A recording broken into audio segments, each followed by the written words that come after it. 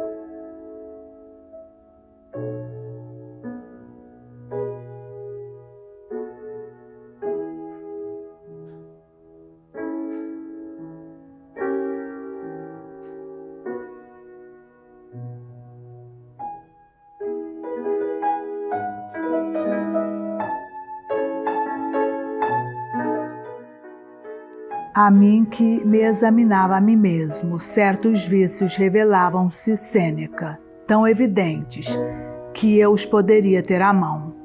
Outros, no entanto, mais obscuros e recônditos mostravam-se. Outros ainda havia descontínuos, mais reincidentes a intervalos, os quais eu inclusive reputaria os mais molestos deles, à semelhança de inimigos que vagueiam e assaltam, em momentos propícios, em relação aos quais não se pode nem estar preparado, tal qual na guerra, nem seguro, tal qual na paz.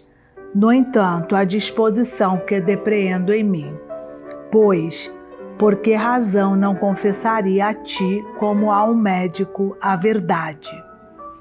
É, sobretudo, a de nem estar francamente livre dos meus ódios e temores passados, nem ao contrário, a eles continuar ligado.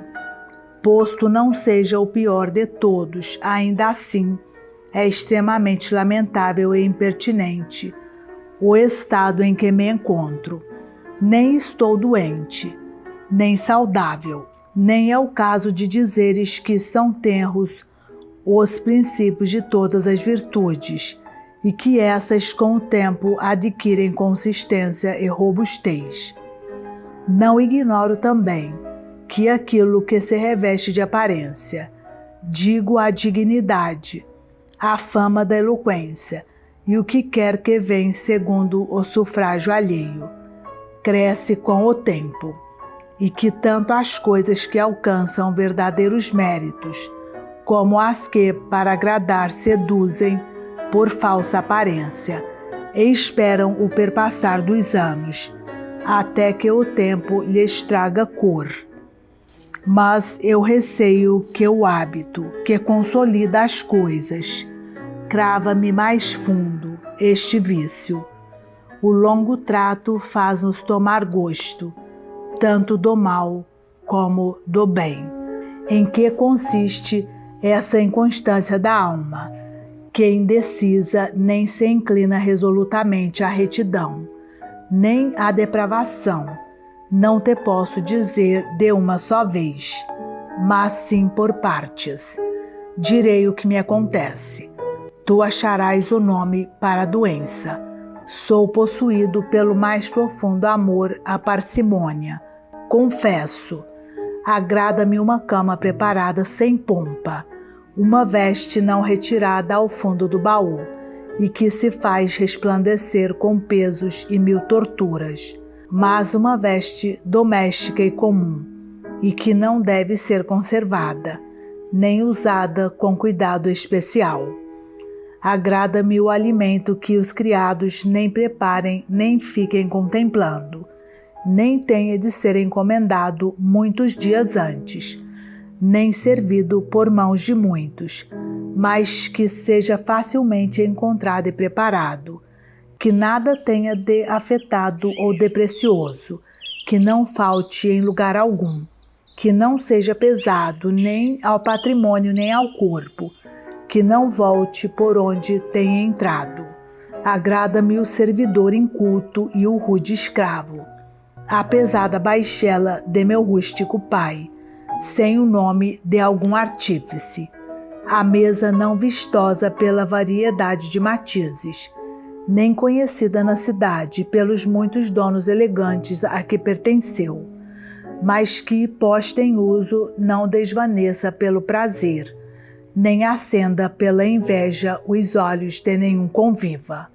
Enquanto, por um lado, essas coisas muito me agradam, toca-me a alma o aparato de algum paidagógio. Os escravos vestidos com mais apuro que para uma procissão, e trajados com ouro e a multidão de servos resplendentes. Logo também uma casa em que se pisam preciosidades, em que as riquezas se disseminam por todos os cantos, em que os próprios tetos são refulgentes, em que se encontra essa gente partidária e companheira de patrimônios arruinantes. Que diria eu das águas transparentes, até o fundo e que fluem até mesmo ao redor dos banquetes? Que diria das iguarias dignas desse cenário? Com muito esplendor, o luxo me envolveu a mim, que vinha de longo período de frugalidade, e por todos os lados me ressoou ao redor. Titubeiam um pouco meus olhares. Contra esse luxo mais facilmente levanto o pensamento que os olhos, e assim retrocedo não pior, mas mais triste, e em meio àquelas minhas frugalidades, não ando já tão satisfeito, e me veio o remorso e a dúvida se seriam melhores aquelas coisas. Nenhuma delas me altera, todas, contudo, abalam-me. Agrada-me seguir à força dos preceitos e entrar na vida pública. Agrada-me procurar as honras e os faces, não evidentemente seduzido pela púrpura ou pelas varas do lítor, mas a fim de que eu venha me encontrar mais preparado e mais útil, frente a amigos e parentes, e a todos os cidadãos, e, portanto, a todos os mortais. Disposto, inexperiente, sigo Zenão, Cleantes, Crisipo, nenhum dos quais entrou na vida pública, e nenhum, todavia, a deixou. Quando algo atinge minha alma, não acostumada aos embates, quando algo ocorre indigno, como em toda a vida humana, muitas coisas são, ou de difícil solução, ou quando muito tempo solicita-me algo que não merece demoradas apreciações, volto ao ócio e, assim como acontece aos animais, ainda que fatigados, retorno mais veloz para casa. Agrada-me entre as paredes de casa, novamente encerrar a vida, que ninguém me tire um só dia, pois ninguém me haverá de ressarcir de tanto dispêndio, ela que em si própria esteja apoiada, que se cultive, que não persiga nada alheio, que contemple algo para criticar, que seja amada a tranquilidade, livre de preocupação pública e privada.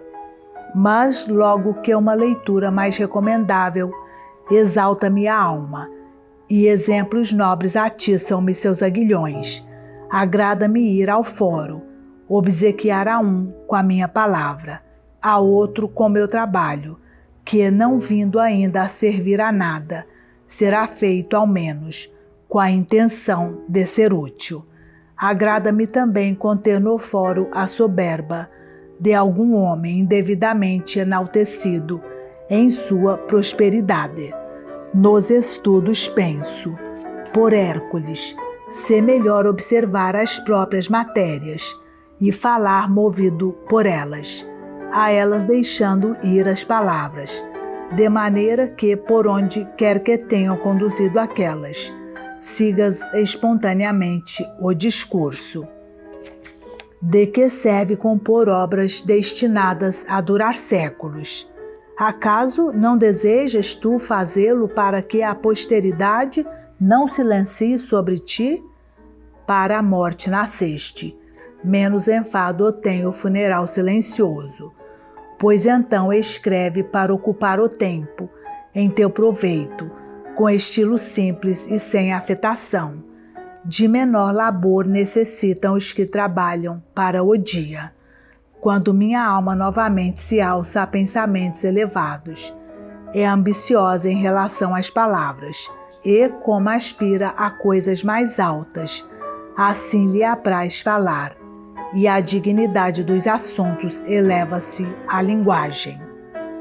Esquecido então da lei do juízo, de modo mais sublime sou transportado, e já por boca não minha.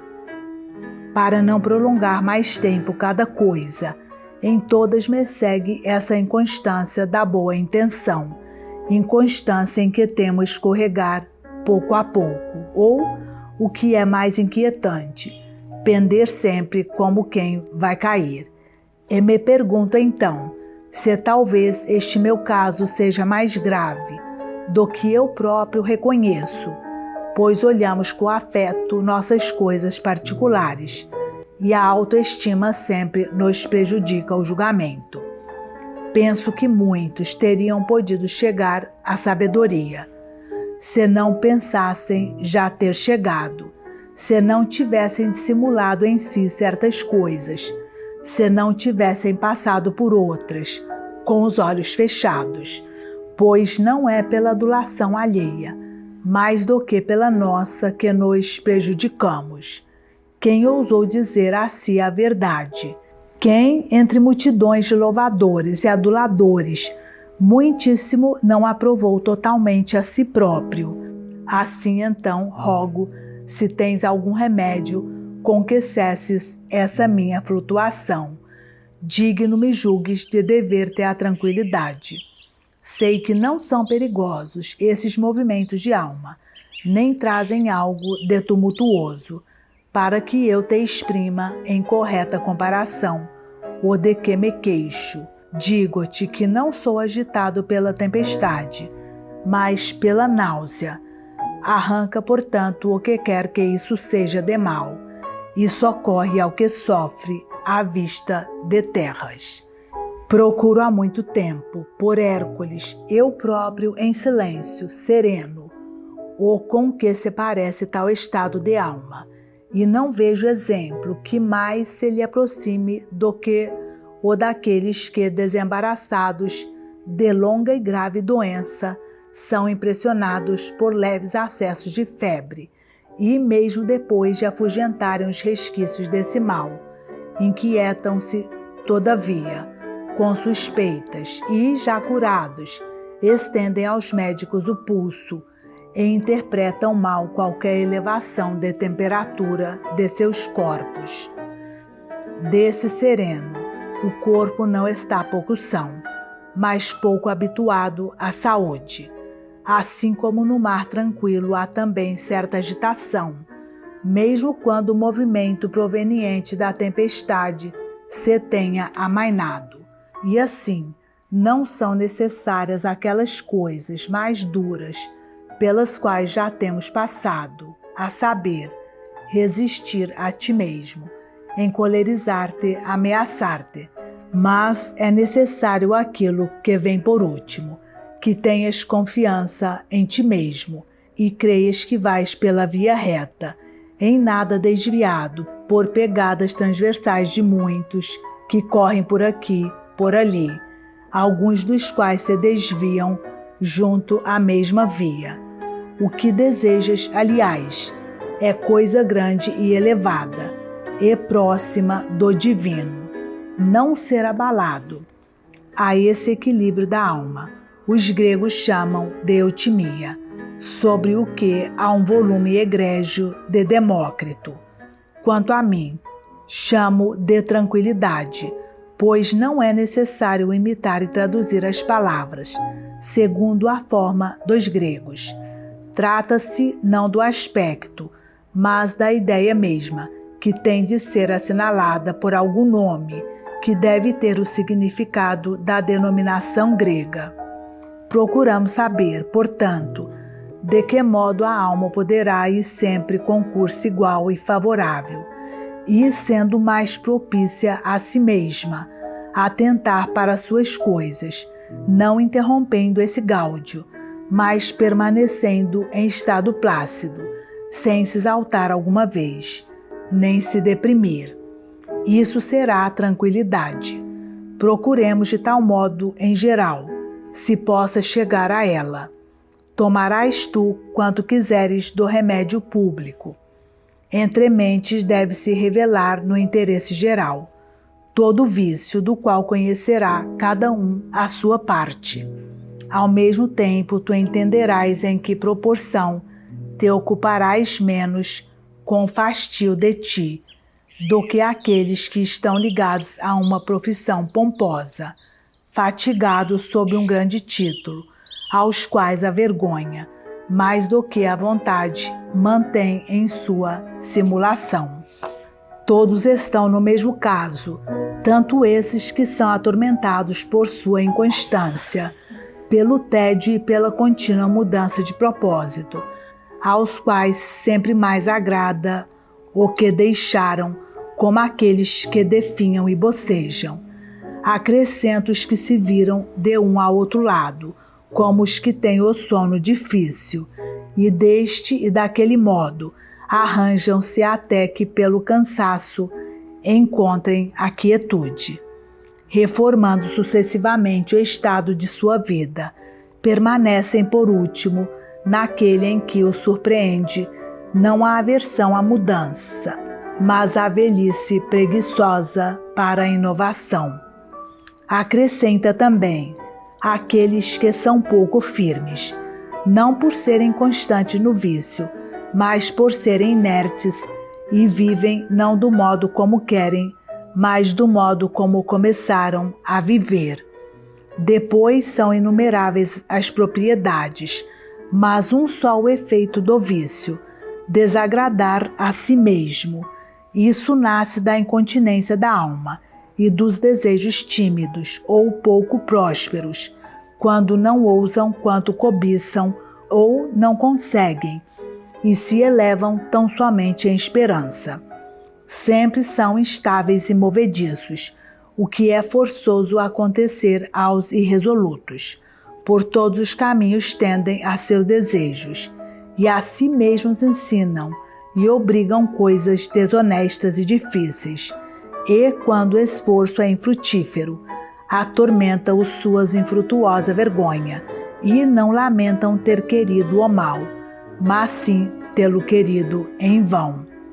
Então os invade tanto o arrependimento de haver empreendido como o temor de empreender, e se lhes insinua aquela agitação da alma, que não encontra saída, porque nem podem comandar seus desejos, nem servir a eles, e a indecisão de uma vida que se desenvolve pouco, e o entorpecimento da alma situada entre seus desejos abandonados.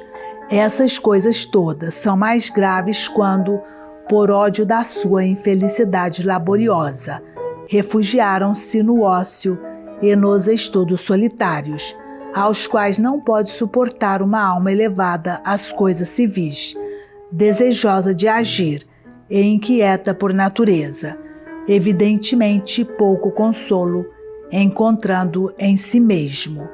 Por isso, tiradas as distrações que as próprias ocupações proporcionam aos que andam entre elas, o homem não suporta a casa, a solidão, as paredes, e contra a sua vontade, ele se vê abandonado a si mesmo. Daqui, aquele tédio e descontentamento de si, a agitação da alma que nunca para, e a triste e aflita paciência de sua própria inanição, sobretudo quando envergonha confessar as causas e o pudor, mantém dentro os tormentos. Encerrados nesse aperto, os desejos estrangulam-se a si mesmos, sem saída. Daí a tristeza e abatimento, e as mil flutuações da mente incerta, a quem as esperanças iniciadas mantém suspensa, as fracassadas mantém triste.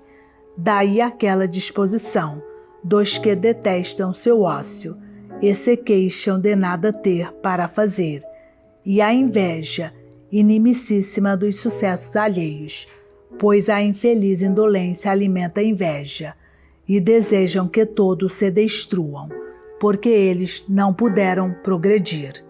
Dessa aversão aos progressos alheios e do desespero pelos fracassos próprios, a alma irrita-se contra a fortuna e se queixa do século, retraindo-se pelos cantos e absorvendo-se em sua pena, enquanto está farta e desgostosa de si mesma. Com efeito, a alma humana é, por natureza, ágil e dada a movimentos. Agradável lhe é todo assunto que a excite e a distraia, e mais agradável aos nascidos de péssima cabeça, que de bom grado se deterioram pelas ocupações, como certas úlceras apetecem as mãos, que hão de prejudicar, e se regozijam pelo tato, e o que quer que deleite exaspere a horrível aspereza dos corpos. Não diria outra coisa dessas mentes para as quais os desejos brotaram como úlceras mais, terem volúpia, o tormento e a vexação. Há, pois, certas coisas que também ao nosso corpo deleitam, com alguma dor, como voltar-se e mudar o lado, ainda não fatigado, e ser refrescado por outra posição, tal qual aquele homérico Aquiles, ora de bruços, ora de costas, dispondo-se ele mesmo em várias posturas, porque é próprio do doente não suportar nada por muito tempo e usar como remédios as mudanças. Daí empreender peregrinações vagas e percorrer litorais, e, ora no mar, ora na terra, e experimentar a mobilidade sempre inimiga das circunstâncias presentes. Vejam-se regiões selvagens, e exploremos os brúteos e as florestas da Lucânia.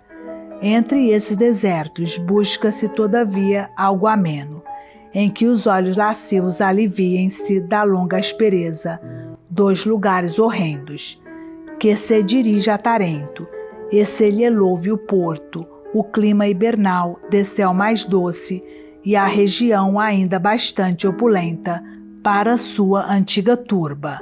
Logo então retornaremos a Roma. Demasiado tempo, os ouvidos estão carentes do aplauso e do fragor. Apraz agora gozar também de sangue humano. Uma viagem sucede à outra, e espetáculos são trocados por espetáculos. Como diz Lucrécio, deste modo cada um sempre foge de si, mas que aproveita se não foge. Ele segue a si mesmo e o molesta o mais pesado companheiro. E assim devemos saber que não é dos lugares o mal de que sofremos, mas de nós.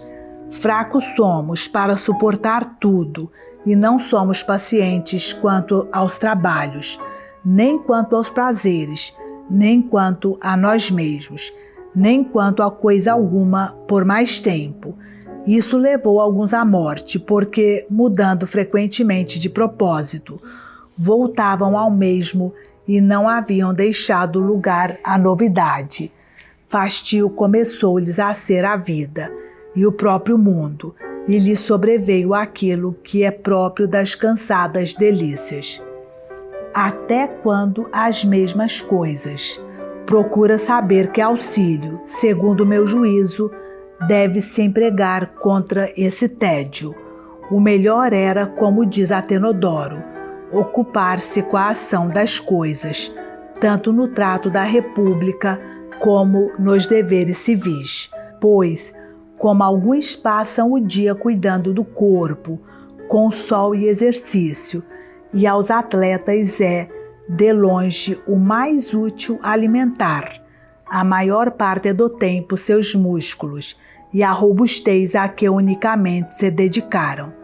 Assim, para nós que preparamos a alma para a luta dos assuntos civis, estar em nosso trabalho é de longe a mais bela coisa, Com efeito, ao ter em vista o tornar-se útil aos cidadãos e aos mortais, aquele que se pôs em meio a atividades, administrando segundo sua possibilidade os assuntos comuns e os particulares, acaba por excitar-se e progredir a um tempo.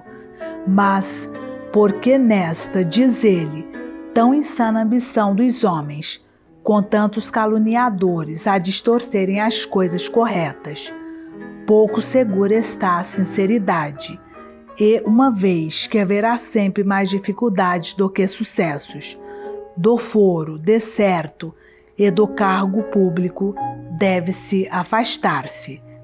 Mas até no particular, uma alma elevada tem onde se desenvolver largamente. E não é porque o ímpeto de leões e animais refreia-se com jaulas, que assim seria com o dos homens, cujas maiores ações realizam-se em local apartado. Assim, todavia, ter-se-á ocultado, de modo que, onde quer que houver escondido seu ócio, quererá ser útil aos indivíduos e a todos com seu engenho. Vós conselho, pois a república não é útil somente àquele que apadrinha candidatos, defende réus e opina sobre a paz e a guerra, mas ocupa-se no particular de assunto público também aquele que exorta a juventude, aquele que em meio a tamanha falta de bons preceptores insinua às almas virtude, aquele que segura e afasta os que se precipitam ao dinheiro e à luxúria, e se não o consegue de todo, pelo menos os retarda. Acaso aquele pretor que entre os estrangeiros e os cidadãos profere suas sentenças, ou ainda o pretor urbano que aos que se aproximam pronuncia as palavras do assessor, acaso são eles mais úteis do que aquele que pronuncia o que é a justiça, o que é a piedade, o que é a paciência, o que é a coragem, o que é o desprezo da morte, o que é o conhecimento dos deuses, e que bem tão gratuito é a consciência.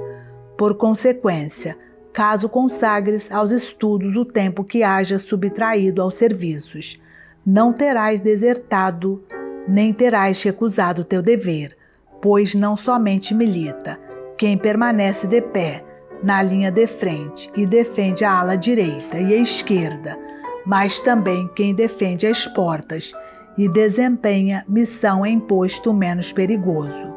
Todavia, não sem trabalho, vigia durante a noite e guarda o arsenal. Esses mistérios, embora sejam incruentos ao número dos serviços militares, acorrem. Se te houveres aplicado aos estudos, terás evitado todo o fastio da vida. Não desejarás a chegada da noite por causa do tédio do dia. Nem a ti serás pesado, nem aos outros inútil. Atrairás a muitos para a tua amizade, e os melhores afluirão a ti. Pois a virtude, ainda que obscura, nunca se esconde, mas envia de si sinais. Quem quer que dela houver sido digno, a conhecerá pelos vestígios. Com efeito, se tolhemos toda a conversação e renunciarmos ao gênero humano, e vivemos concentrados apenas em nós, seguirá essa solidão, carente de todo desejo, a falta de coisas a fazer. Começaremos a construir uns edifícios, a demolir outros, e a invadir o mar, e a conduzir águas contra a dificuldade dos locais, e a dispensar mal o tempo que a natureza nos deu para ser consumido. Dentre nós, uns empregam parcamente esse tempo, outros prodigamente, uns o despendem assim, de maneira que possam justificar, outros sem deixar dele resquício algum, e nada é mais torpe que isso. Muitas vezes um velho de muitos anos nenhum outro argumento tem, além da idade, com que prove haver vivido muito tempo. A mim, caríssimo sereno, Parece ter Atenodoro se submetido demasiado às circunstâncias e muito depressa ter se retirado. Eu não teria negado que alguma vez cumpre ceder, mas pouco a pouco, com passo lento, salva as bandeiras, salva a dignidade militar, são mais respeitáveis para seus inimigos e estão mais seguros, os que se rendem com as armas. Isso, penso, deve ser feito pela virtude e pelo dedicado à virtude. Se a fortuna prevalecer e lhe tolher a faculdade de agir, que ele não fuja imediatamente voltando-se desarmado e buscando abrigos, como se algum local houvesse em que a fortuna não poderia persegui-lo, mas que ele então, mais reservadamente, se deixe levar às atividades e com critério encontre algo em que seja útil à cidade. A carreira militar não é permitida, que ela procure as magistraturas. Deve-se reduzir à vida privada, que ele seja orador. O silêncio é indicado, que ele calado ajude os cidadãos. Perigoso ainda é o acesso ao foro, nas casas, nos espetáculos, nos banquetes, que ele persiga o bom companheiro, o fiel e moderado amigo. Perdeu os deveres de cidadão, que exerça os de homem. Por isso, com grandeza de ânimo, nós nos temos encerrado nas muralhas de uma única cidade, mas nos temos lançado em comunicação com todo o orbe e temos professado ser o mundo a nossa pátria, para que nos fosse possível dar à virtude mais amplo campo de ação. Impedido te foi o tribunal, e estás proibido do acesso às tribunas, ou aos comícios. Olha para trás de ti, quantas vastíssimas regiões te estejam abertas, quantos povos, nunca te será fechado uma parte assim tão grande, que não te fique outra ainda maior. Mas vê que isso não seja culpa tua, pois não queres servir à República, a não ser como cônsul, ou prítane, ou cérice, ou súlfite. Não quererias combater a não ser como general ou tribuno, ainda se outros se mantiverem na primeira fila, e a sorte te houver posto entre os triários. Combate desde já com a voz, com a exortação, com o exemplo, com o ânimo, até com as mãos cortadas. Encontra na peleja algo que traga aos partidários, quem afinal permanece firme, e ajuda com seu grito. Que tal coisa faças, se a fortuna te houver afastado dos primeiros postos da República, que permaneças firme, todavia, e ajudes com teu clamor, e se alguém te aperta a garganta, que permaneças firme ainda, e ajudes com teu silêncio. Nunca é inútil a atividade do bom cidadão. Ele é ouvido e visto, com o vulto, com o gesto, com a obstinação tácita e com a própria maneira de andar, ele serve. Como certos medicamentos, que sem serem tomados ou tocados, aproveitam pelo odor. Assim a virtude difunde sua utilidade, mesmo à distância e sem se mostrar.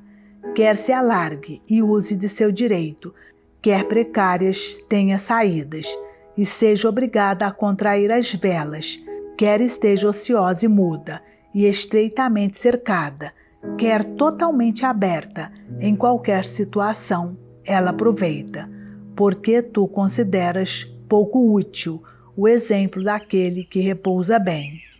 E assim é muito melhor mesclar aos negócios o ócio, tantas vezes quantas a possibilidade de uma vida ativa for vetada, por impedimentos fortuitos, ou pela condição da cidade, pois nunca se fecham todas as coisas, a ponto de não haver lugar para uma ação honesta. Acaso podes encontrar cidade mais infeliz que a dos atenienses quando a despedaçavam os 30 tiranos? Mataram 1.300 cidadãos, cada qual o melhor, e nem por isso paravam, mas se lhes excitava a própria crueldade. Nessa cidade havia o Areópago, o mais escrupuloso dos tribunais. Havia um senado e um povo semelhante ao senado. Reunia-se diariamente o triste colégio dos algozes e a desgraçada cúria, augusta aos tiranos. Podia descansar aquela cidade em que havia tantos tiranos? Quantas fossem as escoltas, nem sequer alguma esperança de recuperar a liberdade podia ser oferecida às almas, e não aparecia lugar. Há remédio algum contra tão graves males. Donde, pois, brotaram a essa infelicidade tantos armódios? Sócrates, entretanto, estava lá no meio, e consolava os senadores que choravam, e exortava os que desesperavam da república, e exprobava os ricos, que tinham por suas riquezas a tardia penitência da perigosa avareza, e aos que o queriam imitar espalhava um grande exemplo, quando em meio a 30 senhores andava livre. A esse homem, todavia, a própria Atenas matou no cárcere. A liberdade não tolerou a liberdade daquele que tranquilamente havia insultado um exército de tiranos. Saibas assim que também na afligida república tem o homem sábio ocasião para manifestar-se, e que na república florescente e feliz a sevícia, a inveja, 1000 outros vícios fracos reinam. Logo, como quer que se apresente a república, como quer que nos permita a fortuna, assim nos desenvolveremos ou nos encolheremos, mas de qualquer modo nos moveremos sem nos entorpecer pela atadura do medo. Mas homem mesmo será aquele que, com perigos iminentes, de todas as partes, com ruído das armas ao redor e das cadeias, não terá despedaçado a virtude, nem a terá escondido. Pois enterrar-se não é conservar-se. Segundo penso, Cúrio Dentato dizia preferir ser morto a viver morto. O pior dos males é sair do número dos vivos antes de morrer.